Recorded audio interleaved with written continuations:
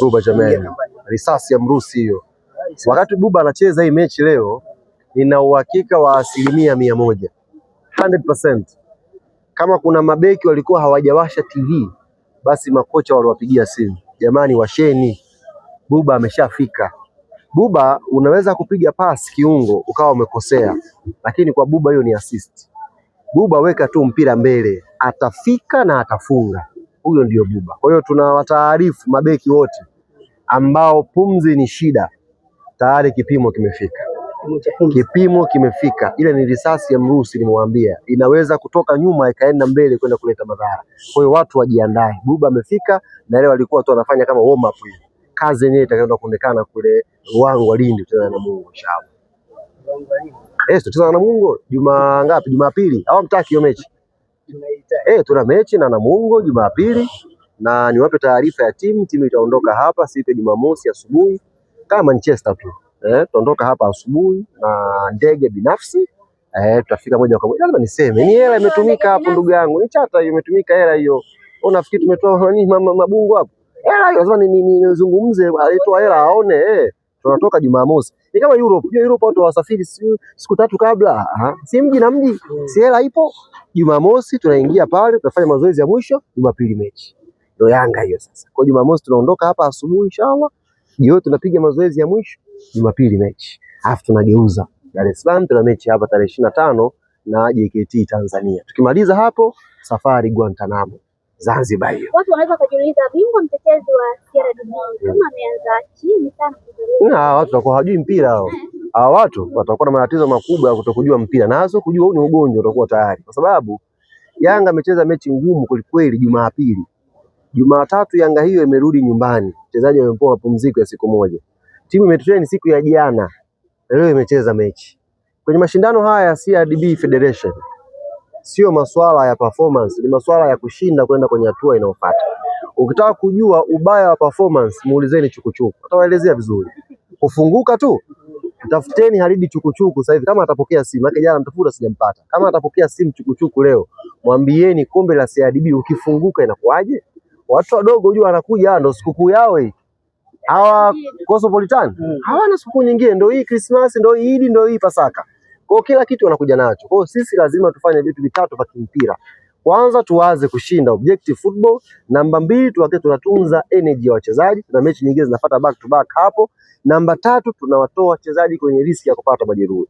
Ndio maana tumeanza mechi kwenye high intensity, tukapata goli 2 za haraka, tukaua mechi.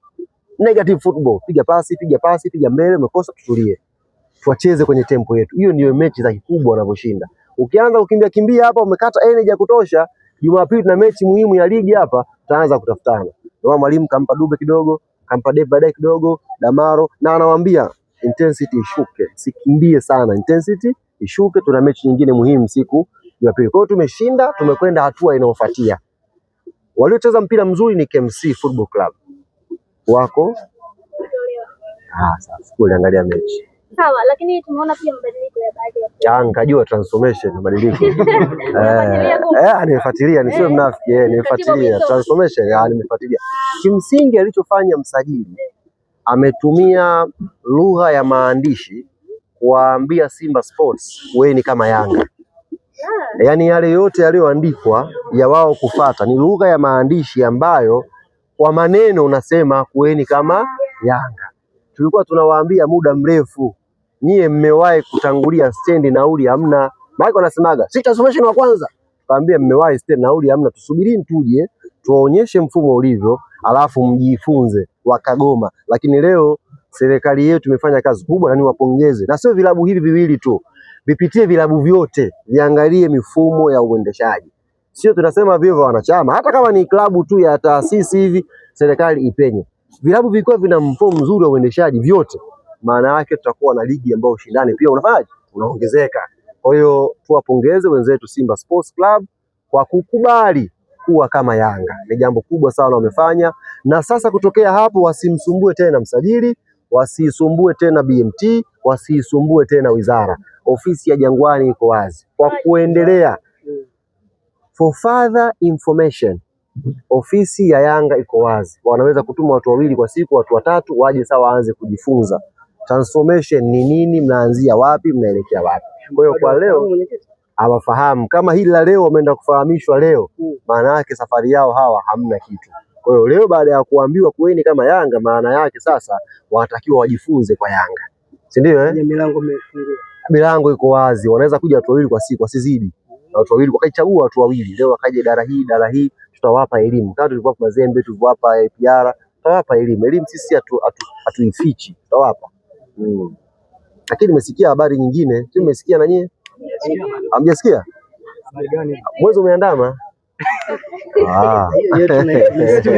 Basi kama kuna nyingine ndio hiyo.